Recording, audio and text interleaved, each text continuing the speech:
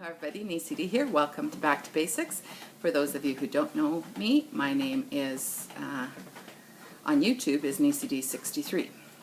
This week we're talking about our bodies. Do we love them? If we don't, what does that mean? Do we love our bodies, and what do we do to nurture and take care of those bodies? I posted some pictures at the beginning of this video from me in my heaviest days. Prior to having weight loss surgery. And if you were to have asked me back then, do I love my body? I would have said no, I don't love my body. I hated it. It felt like a prison back then. Looking back now, when I look at those pictures, I have a great deal of love and compassion for that body and everything that I put it through, because it never ever gave up on me. It just kept on trucking through it all. And unlike many people's experiences, when I was at my heaviest, I had a huge circle of friends and family, and I never ever became isolated or less social. There were things that I didn't do because I physically couldn't do anymore, but I was still always very social and very busy in my work and very active in that way. I still did all my yard work, all my housework, all of that. And at 350 plus pounds, oh my gosh, like, that body was a hero. And it was starting to break down. It was starting to say to me, Neecy, can't do this much longer. You got to help out here. So fast forward now to 4.5 years later, and being at around the 200 mark, give or take a few pounds.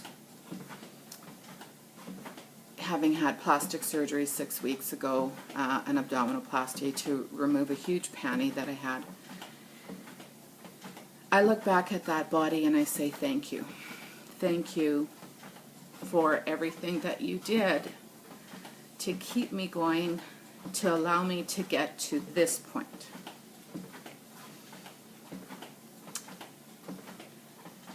When I look in the mirror now, do I love my body? Yes, I can say I do love my body. But I think that an analogy that we're all probably familiar with is the fact that we've all heard it said, you can love the person, you may not like their actions or behaviors. That doesn't mean that you don't love them. I think that that analogy is actually applicable to our bodies, especially post-extreme weight loss, because everybody, although it's different amounts, will have loose skin if you've lost 150 pounds. That's just the physiology of our bodies. Our skin can only bounce back so much, right? And so when you look in the mirror, I think you can say, I love my body, but I don't like every part of it. And by that, I mean, I do love my body. I look in the body, the big picture and what it can do and how far it's come, and I think, wow, you are amazing. And I love my body. When I look, I think I look, I'm curvaceous. I've never strive to reach what the textbook normal is for a weight for my height of 5'2". But I like the way I look. I have a waist, I have a little bit of hip, and now that this big panty is gone, and that wasn't even with the panty, I'd look in the mirror and I thought I looked pretty good.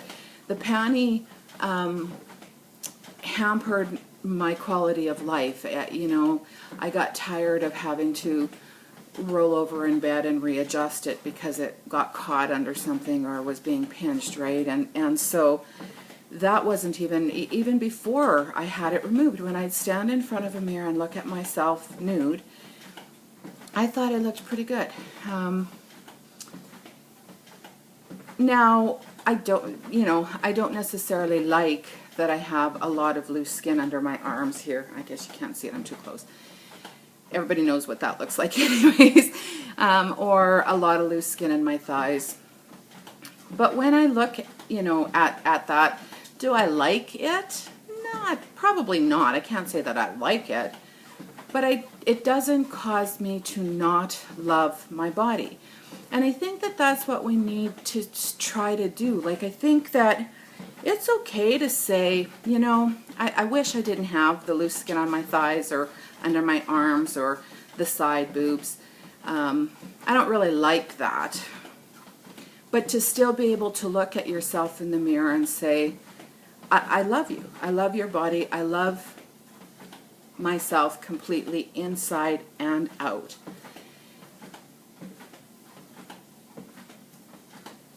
And I think it's our responsibility to nurture that love, to treat our bodies in the best way that we know how, as much as we can. And by that I mean, it's our choice if we want to eat healthy or not. It's our choice if we want to remain active or not. But if we truly are going to love ourselves completely and wholly and inside and out, we need to love ourselves enough to nurture that body so that it is in the best possible health that it can be to support the lifestyle and life that we now have. And that doesn't mean that 100% of the time you're going to eat 100% perfectly. That doesn't mean that 100% of the time you're always going to get in your 60 to 90 minutes a day, every single day. But it means that you strive to do that. You try to make your body as strong as you can so that it can support the lifestyle that you're in. And I hope that as you've been working your way through this journey, if you're starting out, it might be work that you're just starting to do, but love yourself enough to do that. It's your choice. It's up to you to make that time. You're worth it. You are so worth it.